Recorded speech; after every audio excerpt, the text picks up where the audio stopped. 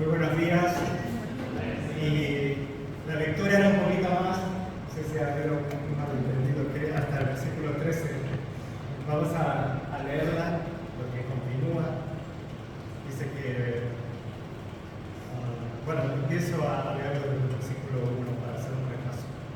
Dice: aconteció que estaba Jesús orando en un lugar, y cuando terminó, uno de sus discípulos le dijo: Señor, enséñanos a orar como también Juan enseñó a sus discípulos.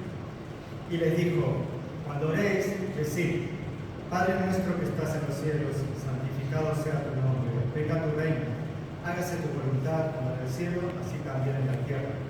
El pan nuestro de cada día dánoslo hoy, y perdónanos nuestros pecados, que también nosotros perdonamos a todos los que nos deben, y no nos metas en tentación, mas líbranos del mal. Y les dijo también: ¿quién de vosotros que tenga un amigo va a él a medianoche y le dice: amigo, préstame 3 panes, porque un amigo mío ha venido a mí de viaje y no tengo que ponerle delante? Y aquel respondiendo desde adentro le dice: no me molestes, la puerta ya está cerrada y mis niños están conmigo en cama, no puedo levantarme y dárselos. Os digo que aunque no se levante a dárselos por ser su amigo, sin embargo por su importunidad se levantará y le dará todo lo que necesite. Y yo os digo: pedid y se os dará, buscad y hallaréis, llamad y se os abrirá, porque tanto aquel que pide recibe, y el que busca halla, y al que llama se le abrirá. ¿Qué padre de vosotros, si su hijo le pide pan, le dará una piedra? ¿O si pescado en lugar de pescado le dará una serpiente? ¿O si le pide un huevo le dará un escorpión? Pues si vosotros, siendo malos, sabéis dar buenas dádivas a vuestros hijos, ¿cuánto más vuestro Padre Celestial dará el Espíritu Santo a los que se lo pidan? ¿Quiénes creen de los que están aquí que es bueno orar? Salvo algunas excepciones, algunos piensan que no es bueno. ¿Quiénes creen que es necesario orar? Algunos piensan que no es necesario, pero la mayoría piensa que es bueno y que es necesario. La mayoría pensamos que es necesario, que es bueno, que Dios quiere que oremos, y de hecho lo hacemos, supongo. A través de este pasaje vamos a aprender algunas cosas sobre la oración directamente del maestro de los maestros. No la vamos a aprender de alguien que escribió sobre la oración, de algún filósofo cristiano que piensa algo sobre la oración, sino directamente de Jesús, así como lo aprendieron en esos días los primeros discípulos. En primer lugar, y ante todo, al comenzar este capítulo, ¿qué nos encontramos? Nos encontramos con Jesús dando ejemplo. Jesús está orando, dice en el versículo 11, comienza dice, en el capítulo 11, comienza el versículo 1, diciendo: aconteció que estaba Jesús orando en un lugar. En todas las cosas, todo lo que Jesús nos pide, Él nos da ejemplo. Todo lo que Él nos pide que hagamos, Él ya lo ha hecho cuando era un ser humano aquí en la tierra. Y después de este primer aspecto, que es que Jesús nos da ejemplo, vamos a ver que Lucas se centra en la importancia de que Jesús estaba orando, pero deja de lado todos los demás detalles, ¿no? No nos habla de qué forma estaba orando. Nos dice en un lugar, que Jesús estaba orando en un lugar. Puede ser en una habitación, puede ser en el campo, puede ser en la ciudad, en una calle, en un huequito de la calle, puede ser en una casa, en la sala de la casa, en el patio de la casa, puede ser en un monte o puede ser en la playa, no sé. Estaba orando en un lugar, lo importante es que estaba orando. Tampoco nos dice nada de cómo condición de su cuerpo, de si estaba arrodillado, de si estaba postrado, si estaba de pie, si estaba con las manos levantadas, las manos juntas, si oraba en voz alta, si oraba con el pensamiento. Todos esos detalles para Lucas no son importantes, pero es curioso que para muchas personas sí son importantes. Y incluso llegan a enseñar de que si no juntas las manos, no estás en actitud de oración, que si no cierras los ojos, no estás en actitud de oración, que si no te arrodillas, Dios no te va a escuchar, o si no lo dices en voz alta, Dios no va a escuchar esa oración. O que si no oras mucha cantidad de tiempo, tampoco nos habla del tiempo, dice que estaba orando. Oró 10 minutos, oró 5 minutos, oró 4 horas, oró todo un día, no lo sabemos. Lo importante es que estaba orando, eso es lo importante. Es como cuando le preguntas al dentista, ¿qué pasta de dientes es la mejor para cepillarme? ¿Qué cepillo es el mejor para cepillarme? Se lo he preguntado a varios dentistas y todos me respondieron, sin conocerse entre ellos, me respondieron, lo importante es que te cepilles los dientes. No el cepillo ni la pasta, lo importante es que te cepilles los dientes. Aquí es, lo importante es que ores, no cómo lo haces, sino que lo hagas de corazón y Dios escucha el corazón de esa oración, escucha nuestro corazón en esa oración y no en lo que otras personas puedan ver o puedan oír. Dice en Mateo 6, 5 al 8, unas palabras de Jesús, justo antes de enseñar esta oración que vamos a ver ahora, o que hemos leído recién. Lucas este detalle no lo incluye porque él es muy técnico, muy directo al grano, pero Mateo pensó que sí que sería interesante incluir estas palabras de Jesús. Hay muchísimas más palabras de Jesús que nadie de ningún evangelio los incluyó. Así dice Juan, ¿no? Que si hubieran puesto todo lo que dijo Jesús no habrían libros suficientes para el mundo para ponerlo. Pero aquí nos damos cuenta que hay unas palabras que Mateo consideró importantes y están en Mateo 6, del versículo 5 al 8, y las vamos a leer. Dice Jesús, cuando ores, no seas como los hipócritas, porque ellos aman el orar en pie en las sinagogas y en las esquinas de las calles para ser vistos de los hombres. De cierto os digo que ya tienen su recompensa. Mas tú cuando ores, entra en tu aposento y cerrada la puerta, ora a tu Padre que está en secreto.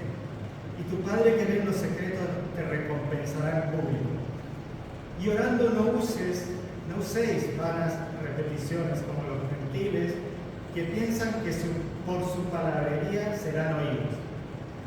No os hagáis pues semejantes a ellos, porque vuestro Padre sabe de qué cosas tenéis necesidad antes que vosotros le pidáis.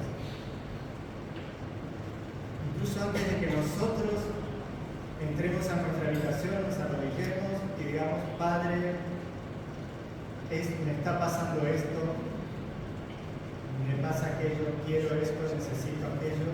Él ya lo sabe, pero Él quiere que vengamos a su presencia y que oremos con nuestro corazón.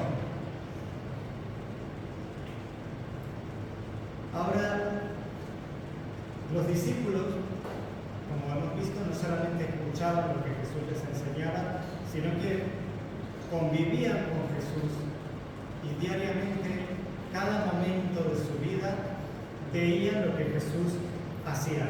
Era como una clase práctica en la que tenían un ejemplo constante de cómo vivir, ¿no? Y más que palabras, era una vida enseñándoles a vivir su vida.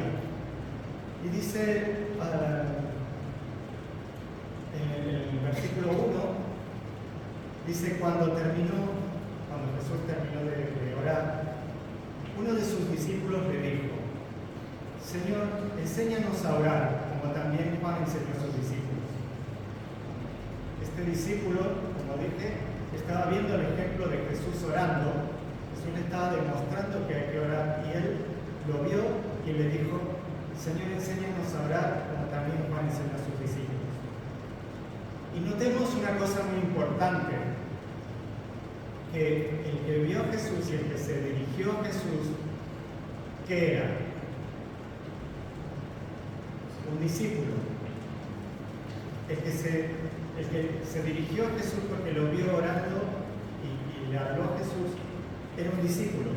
Podemos decir que también esta petición de este discípulo era una oración que le estaba haciendo en persona a Jesús.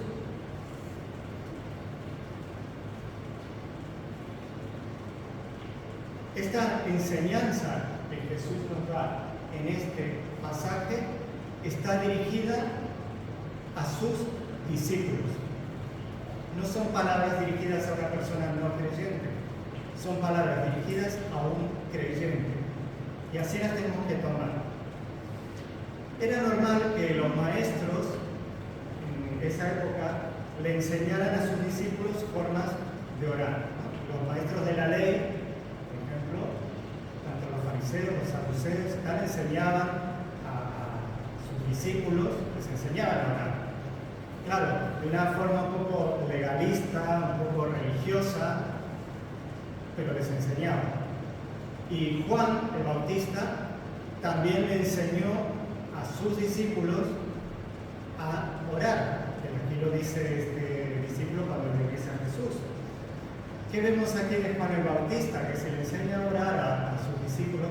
Él era un hombre de oración. Y a lo largo de toda la Biblia vemos que todos los grandes siervos de Dios siempre fueron personas de oración.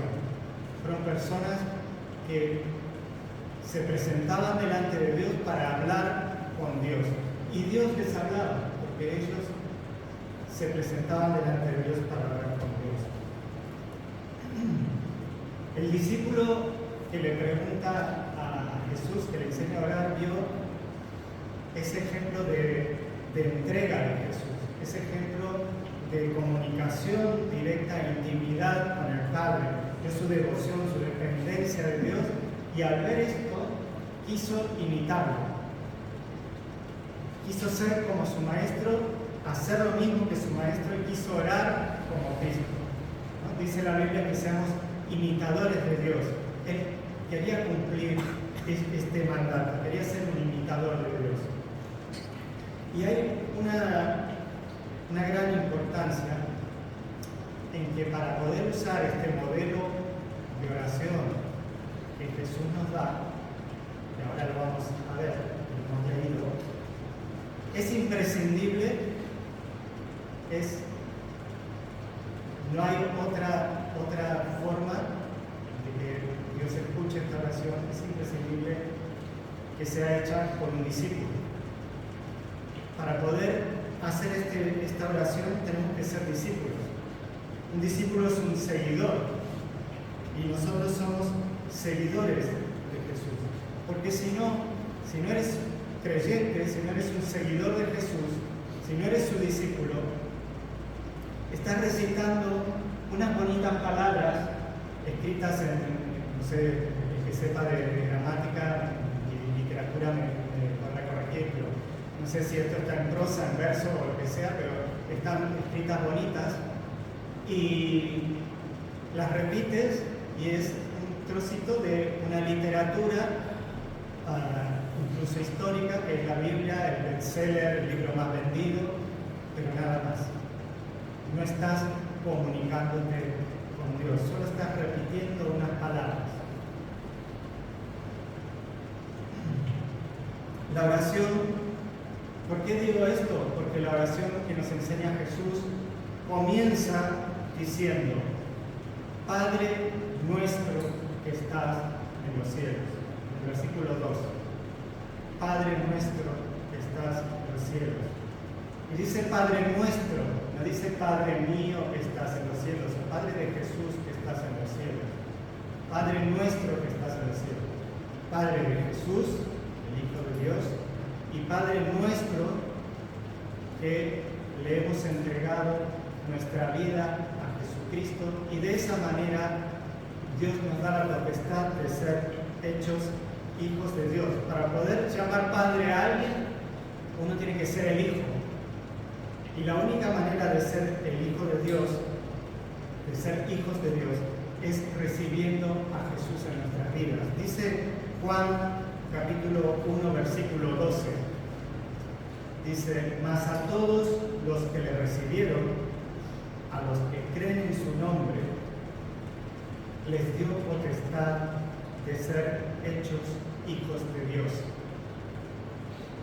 Mas a todos los que le recibieron, a los que creen en su nombre, les dio potestad de ser hechos hijos de Dios. Y aquí estamos diciendo Padre nuestro. Entonces, si no eres hijo de Dios, no puedes decir Padre nuestro. Y en esta mañana yo te pregunto a cada uno de los que están aquí: ¿crees en Jesucristo como tu Señor y tu Salvador? ¿Le has recibido en tu vida como tu Señor, como tu Salvador? ¿Le has entregado tu vida a Él? Si es así, entonces Dios es tu Padre y puedes decirle Padre nuestro. Pero si no crees, si no has aceptado a Jesús como tu Salvador, como dice Juan, entonces no eres hijo de Dios. Y ese es el único pecado imperdonable que existe, que es el no creer en Jesucristo como el Salvador. Porque el que no cree no tiene vida eterna, el que cree sí tiene vida eterna. Y como dijimos, si no has aceptado a Jesucristo como tu Señor y Salvador y no eres hijo de Dios, cuando dices Padre nuestro que estás en los cielos, simplemente estás recitando un trocito de una obra literaria muy bonita.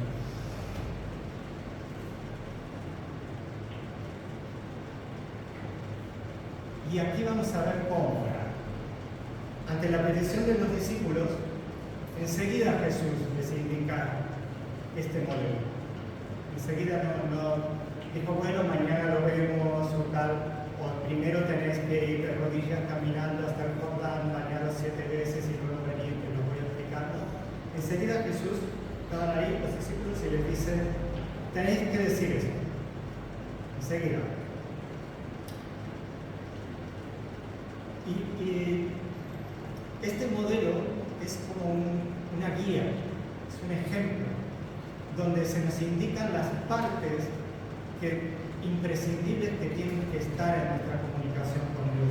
No quiere decir que nos tenemos que aprender de memoria esto y recitarlo, sea la situación que sea, recitar estas mismas palabras. Si te equivocas en una palabra, ya Dios no te escucha. Es un modelo. Y este contenido que nos dice Jesús es lo que tiene que tener la oración para que sea completa y para orar eficazmente. ¿Y qué partes incluye Jesús en esta oración? Para simplificar, podemos decir que incluye adoración, petición y confesión.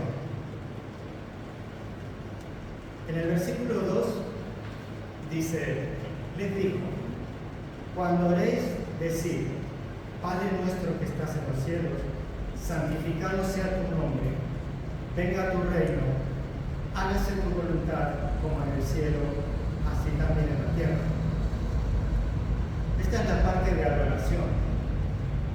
El principio de la oración nos indica a quién va dirigida la oración. Como dijimos, va dirigida al Padre que está en los cielos, que está por sobre todo y por sobre todos. Esto quiere decir que está en los cielos, que lo abarca todo lo puede ver, todo lo puede abarcar. Y ahí estamos reconociendo que Dios es más grande que todo y que todos. Es un acto de adoración a Dios. Entonces, si va dirigida al Padre que está en los cielos, dijo Jesús, muchas veces yo me he hecho esta pregunta por mucho tiempo. ¿Quiere decir que solo cuando oramos solamente nos debemos dirigir al Padre? Yo decía, a veces lo estoy haciendo mal, porque a veces yo decía, Señor Jesús, te doy gracias por esto, Señor Jesús, te pido por aquello. Y me venían estas dudas, ¿no? Pero vamos a ver, vamos a continuar viendo lo que dice este modelo. La segunda frase dice, santificado sea tu nombre. Estamos reconociendo y adorando la grandeza del Padre, que está en un lugar superior en el cielo, que está sobre todo y que es santo. Y mira lo que nos enseñó Jesús. Todas estas características y atributos de Dios, del Padre, que nos estamos dirigiendo aquí en esta oración a Él. Pero miren lo que dice Jesús. En Juan 10:30. Jesús nos enseñó que Él y el Padre son uno.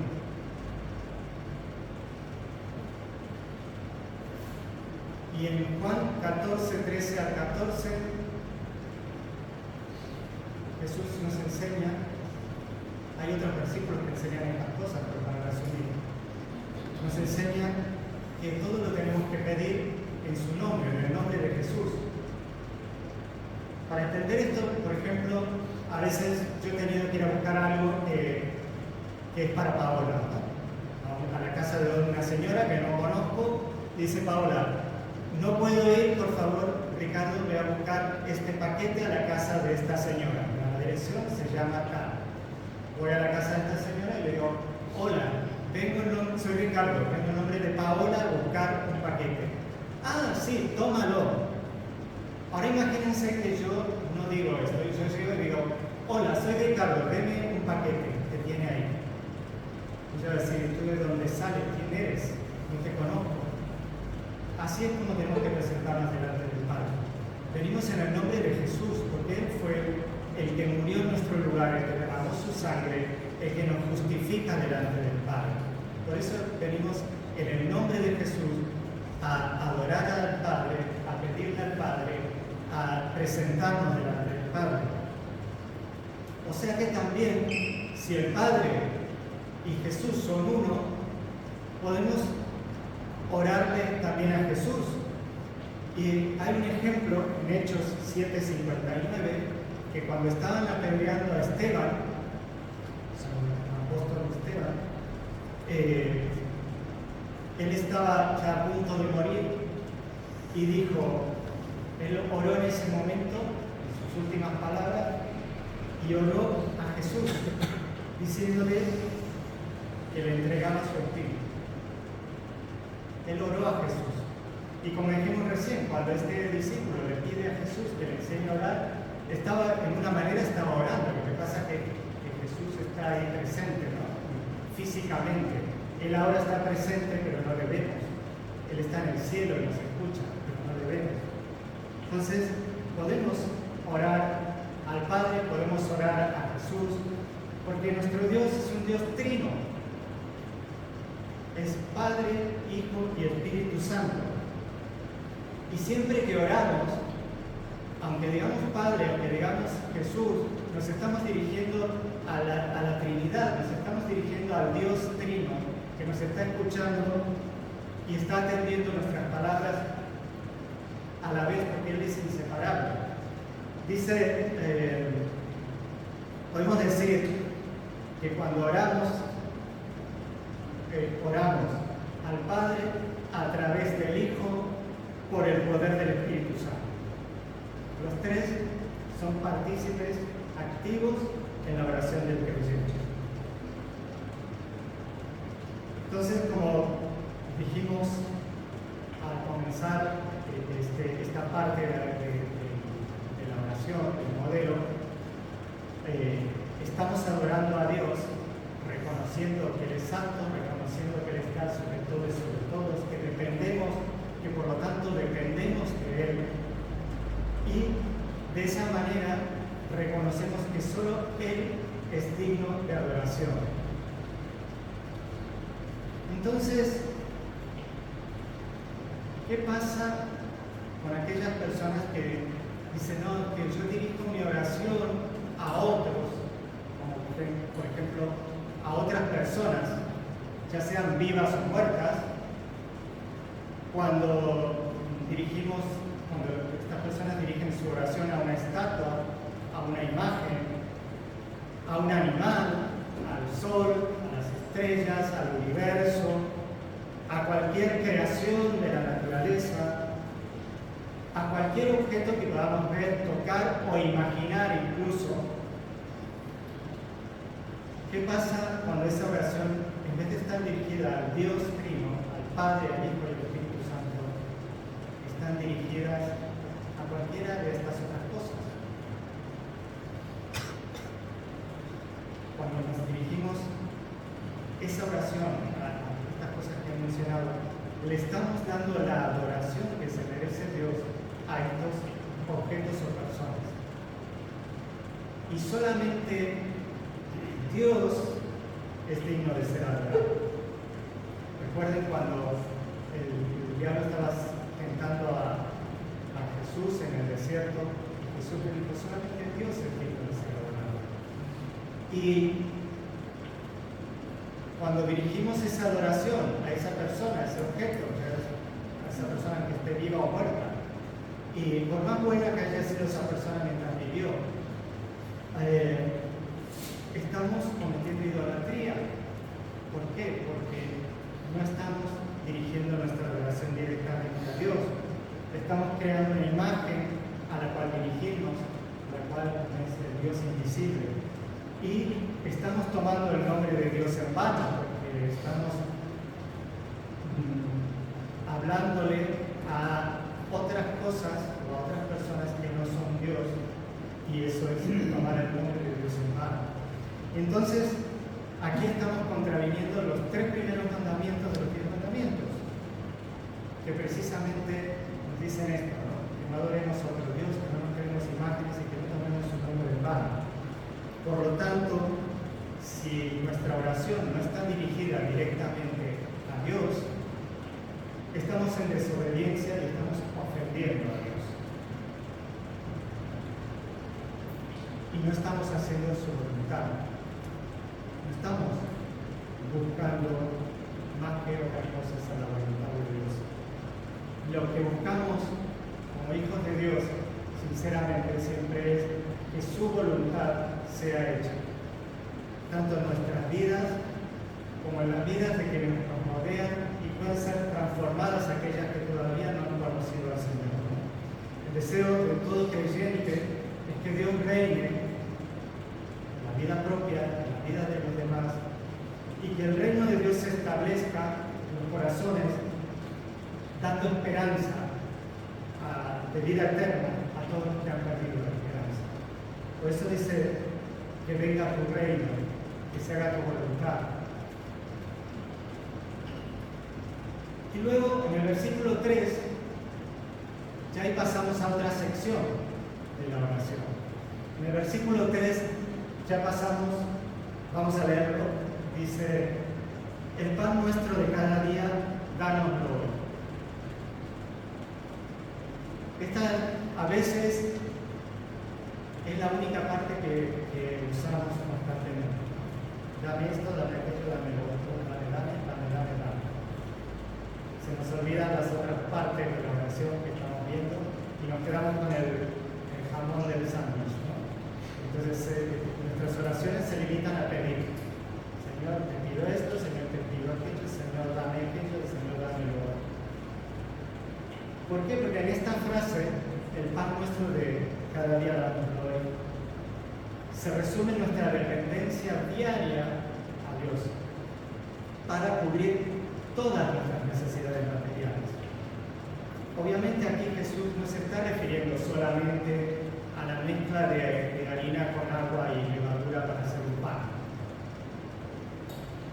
sino que se está refiriendo a las necesidades materiales, figuradamente, que nosotros necesitamos cada día para vivir. ¿Cuáles son las necesidades? Cada vez que va avanzando la sociedad, las necesidades aumentan, ¿no? Los recursos son limitados y las necesidades son ilimitadas, dice un principio de economía. Pero a medida que va avanzando la sociedad, hay cosas necesarias que, aunque no las quieran, las tienen que tener sí o sí. En la actualidad, un niño tiene que tener un ordenador, porque la maestra lo manda a la casa a que haga tal y tal cosa con el ordenador y una impresora, porque para mañana imprimanme tal cosa. tú dices, ¿y si no tengo impresora, qué hago? Nosotros al principio, cuando uno era pequeño, teníamos que ir hasta un locutorio con el disco a imprimir lo que la maestra le mandaba, porque sí teníamos ordenador, había gente que no tenía, nosotros sí teníamos, pero no teníamos impresora. Actualmente, creo que la mayoría, 90%, tiene ordenador e impresora en la casa. ¿Por qué? Porque la maestra para mañana imprima tal cosa. Entonces, ya, por ejemplo, una necesidad es tener un ordenador en casa, si tienes niños en la escuela, o si tienes adolescentes en el instituto. Y en la universidad ni te cuento. Si no tienes ordenador, no existes. Entonces, la comida, el alquiler o la hipoteca, la factura de la luz, porque si no tienes luz, actualmente no se puede vivir tampoco. La factura del teléfono. ¿Quién no tiene móvil? Hasta la gente que vive, he visto lo que están viviendo aquí en el paseo marítimo, en unas tiendas de campaña pequeñitas así, que están solo con una mantita, están con el móvil. Hasta la gente que pide comida por la calle está con el móvil en la mano. En la factura, las medicinas, si nos ponemos malos, los gastos del colegio, que hablábamos recién de los niños, ahora empiezan las clases, libros, imagínense todo lo que tiene que gastar un padre en libros, en material escolar, esas son necesidades, eso es el pan nuestro de cada día. Comprarle los libros a nuestros hijos es el pan nuestro de cada día también. Todas las necesidades para vivir diariamente, eso es el pan nuestro de cada día. Y aunque parezca que todas estas cosas que les he nombrado, hay muchas más, etcétera, etcétera, aunque parezca que las proveemos nosotros mismos con nuestro esfuerzo, con nuestro trabajo, con nuestra nómina, muchas cosillas que podemos hacer por ahí, no es así, porque ese trabajo, esa nómina que te permite comprar estas cosas, te lo da Dios. Y esas cosas que tú necesitas diariamente, de una manera directa o indirecta, siempre te vienen porque te las da Dios. Si Dios no te lo quiere dar, se corta todo, no tienes nada de eso. Entonces, al decir el pan nuestro de cada día, dánoslo hoy, lo que necesito para vivir, dánoslo hoy. Y ahí puedes sí enumerar qué necesitas. Hoy necesito pagar la hipoteca y no tengo el dinero, Señor. Te ruego que me proveas el dinero para pagar las justificaciones hasta que el Señor te lo provee. O sabiduría para saber cómo manejar tu situación económica, lo que sea. Estás reconociendo que todo lo que tienes viene de Dios. Y esto es lo que agrada a Dios. Dice la Biblia en 2 Corintios, capítulo 9, del versículo 8 al 11. Dice que Dios es poderoso para darnos para nuestras necesidades, pero incluso para poder ser generosos. Dios es poderoso para darnos para nuestras necesidades, pero incluso también para poder ser generosos. Por lo tanto, reconozcamos que todo lo que tenemos viene de Él, es decir, el pan nuestro de cada día de hoy, reconozcamos que viene de Él, y seamos agradecidos también, porque esto le agrada a Dios, y es la voluntad de Dios que seamos agradecidos.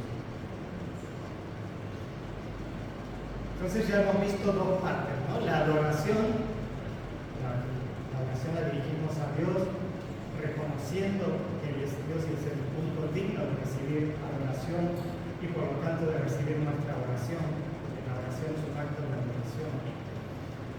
Y la segunda parte, que es la petición, donde reconocemos que todo lo que tenemos viene de Dios y por eso se lo pedimos a Él.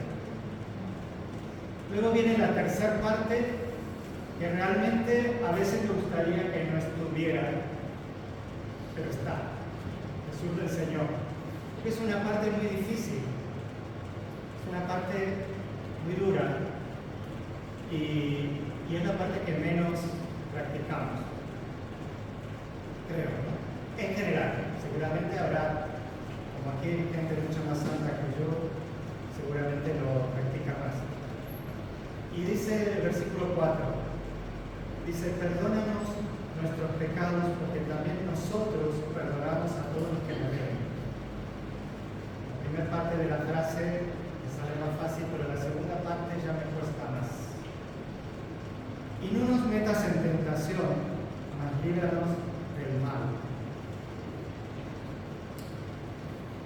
La primera parte, lo que decía, perdónanos nuestros pecados, a mí me resulta más fácil esta parte, implica que reconocemos que no somos perfectos, implica que reconocemos que nuestra vieja naturaleza tira de nosotros y ocasionalmente pecamos.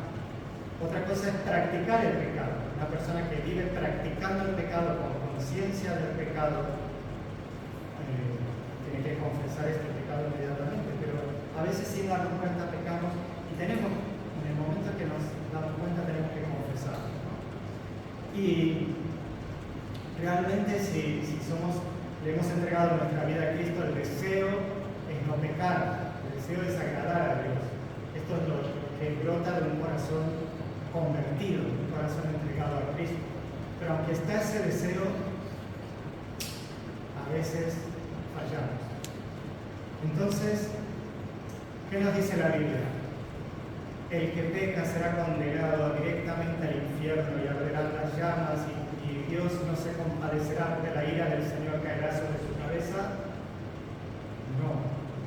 La Biblia nos da unas palabras muy esperanzadoras para los que pecamos. Dice 1 Juan 1, 8 y 9, lo vamos a leer. 1 Juan 1, del 8 al 9 dice: si decimos que no tenemos pecado, nos engañamos a nosotros mismos y la verdad no está en nosotros. Si confesamos nuestros pecados, Él es fiel y justo para perdonar nuestros pecados y limpiarnos de toda maldad. ¿Por qué es fiel y justo? Porque nosotros no lo merecemos, porque hacemos cosas buenas, porque somos grandes personas. No, es fiel y justo con Él mismo, porque Él dio su vida por nosotros y derramó su sangre para cubrir nuestros pecados. Y luego continúa la segunda parte, que era la que ya no me gusta tanto, y dice, después de confesar, confieso mi pecado, Señor, y ahí decimos que es este o este otro. Hay que ser específicos, porque a veces cuando somos generales, te confieso todos mis pecados, es como la oración de un niño de 5 años. Tenemos que decir, Señor, te confieso que soy egoísta, porque en vez de hacer lo que quería mi mujer, yo le he insistido para hacer lo que quería yo y al final ahora ella está triste. No sé, decir cualquier cosa. Tenemos que ser específicos en el pecado que hemos cometido. Dice la segunda parte, porque también nosotros perdonamos a todos los que nos deben.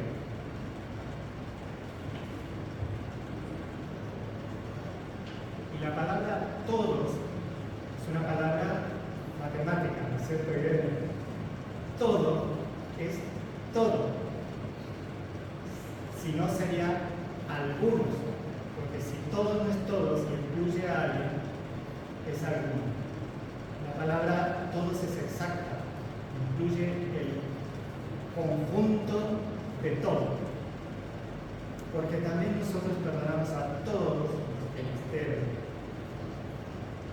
Y como dijimos hace un momento, dice la Biblia que tenemos que ser imitadores de Dios, ¿no? Y si Él nos perdona, todos, nosotros también tenemos que perdonar.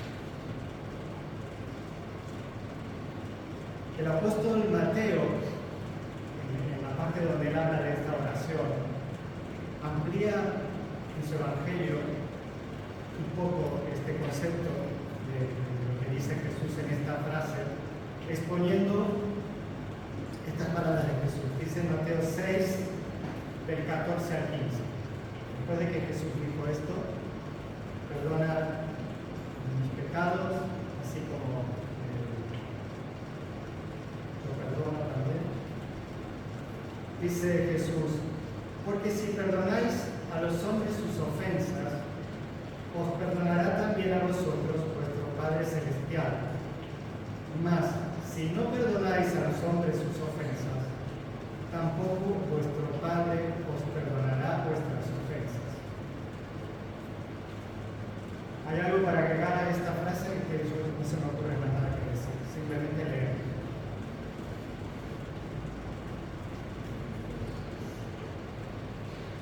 Y luego la oración termina pidiendo que Dios no nos meta en tentación y que nos libre del mal.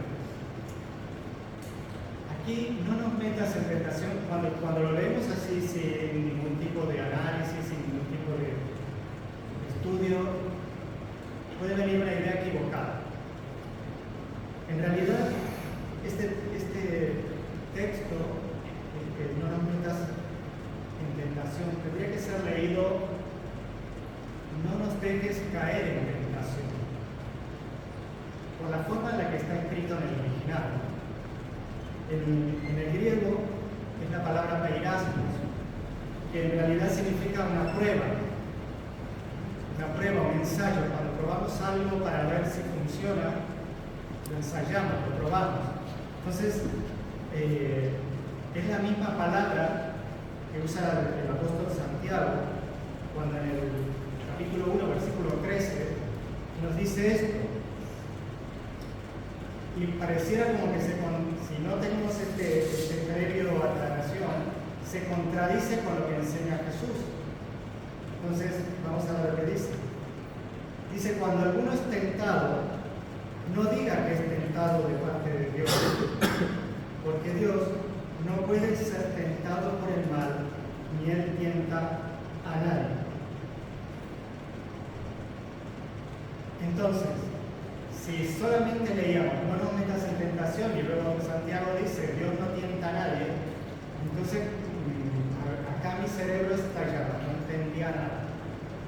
Para comprender el significado real de esta oración, tendríamos que leerlo de atrás hacia adelante, como los ingleses, ¿no? Que ellos, cuando escribes una oración, es como para traducirlo al español, tienes que empezar de atrás hacia adelante. Y leyéndolo así, diría: guárdanos del mal para no caer en tentación.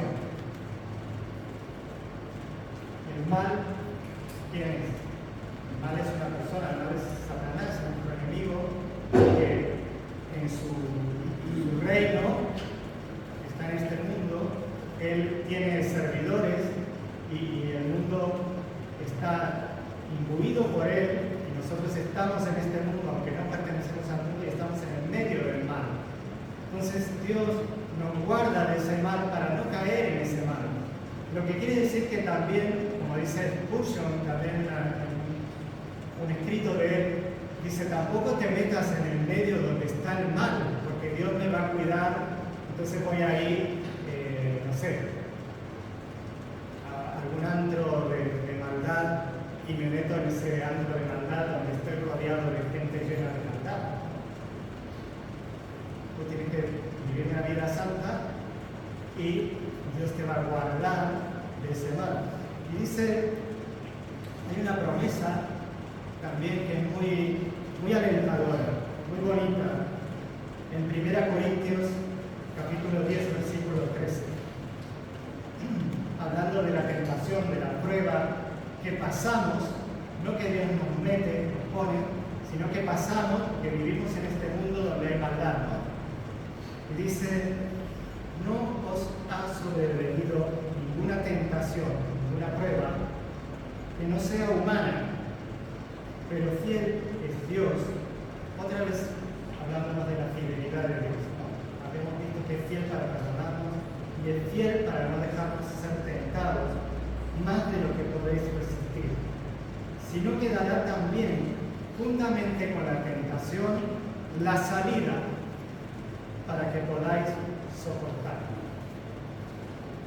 siempre que haya una tentación, va a haber una salida. Cuando José, la mujer de Potifar, quería tener relaciones con él, lo cogió de su manto y él se zafó del manto y salió corriendo. Puede ser que diga, uy, voy a quedar mal delante de los muchachos porque ya soy soltero, que tiene una mujer, que lo desea. No, él buscaba la santidad delante de Dios y tuvo una salida que fue sacarse el manto y salir corriendo. La salida fue salir corriendo. Dios siempre nos da una salida. Cuando Jesús termina este modelo de oración, para que no nos olvidemos que siempre tenemos que tener adoración, que siempre tenemos que tener petición y siempre confesión de los pecados, de nuestros pecados,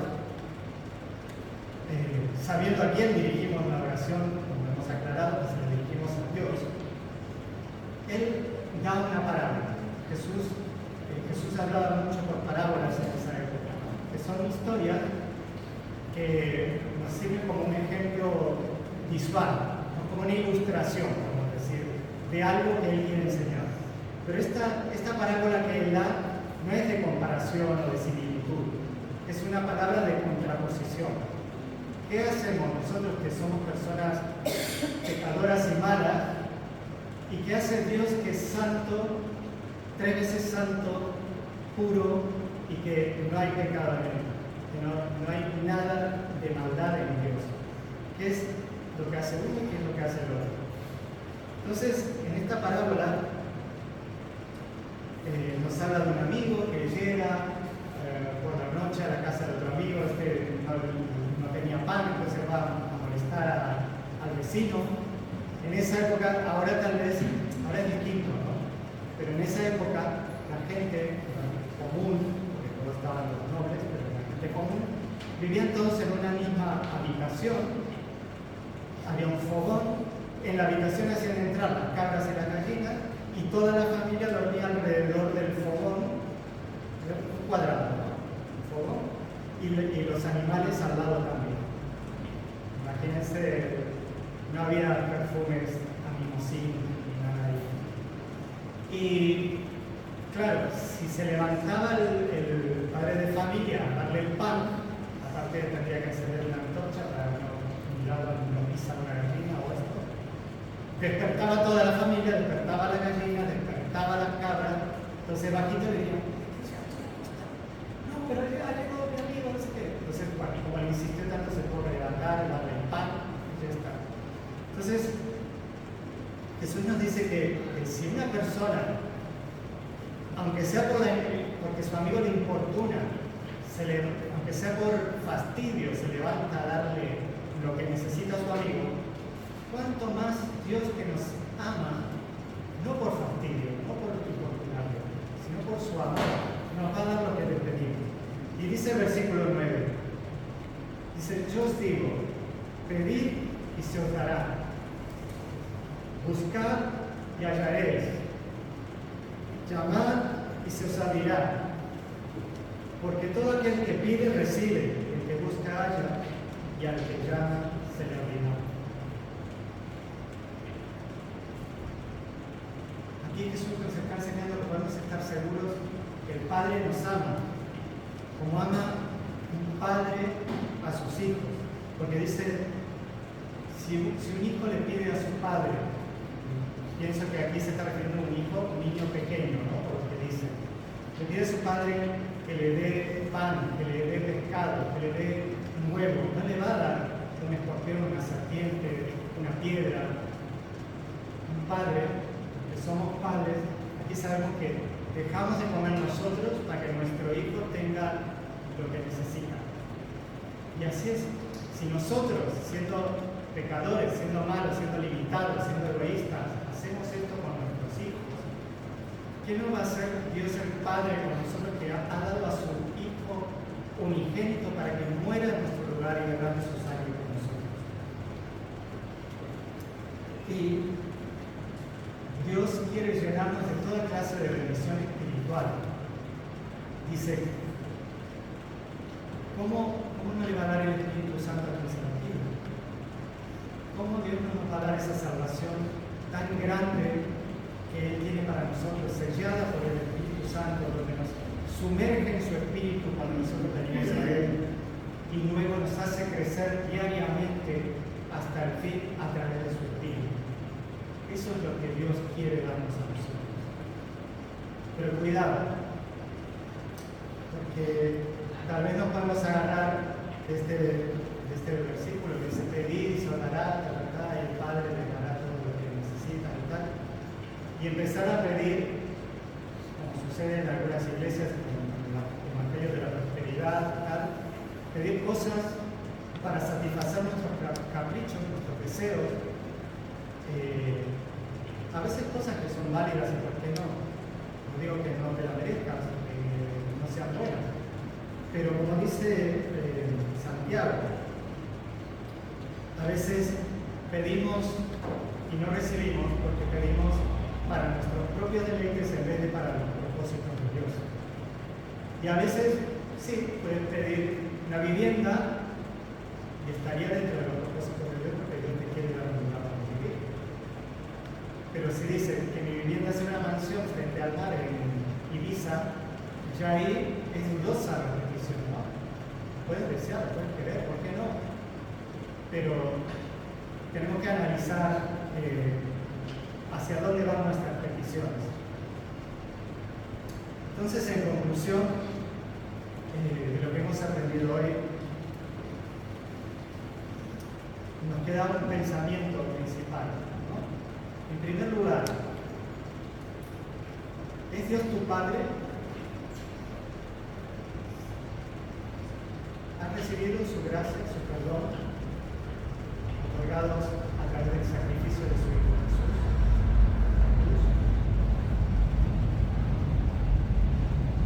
Porque si no, aunque reces el Padre nuestro, solamente será palabra promesa. Y si es así, puedes hablar con Él. Si es así, Él te va a oír. Usando esta oración como modelo.